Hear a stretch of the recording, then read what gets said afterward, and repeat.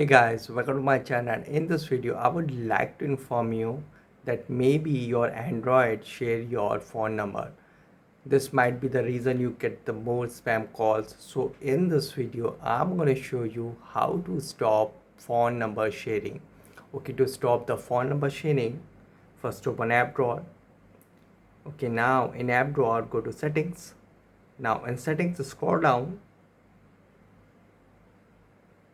and go to Google, and in Google go to all services, and now here scroll down and you can see phone number sharing. Tap on phone number sharing and you can see phone number sharing. Allow Google to show you a screen that lets you choose a phone number to share when a third party app requests your phone number. So what you have to do, just simply tap over there to stop the phone number sharing.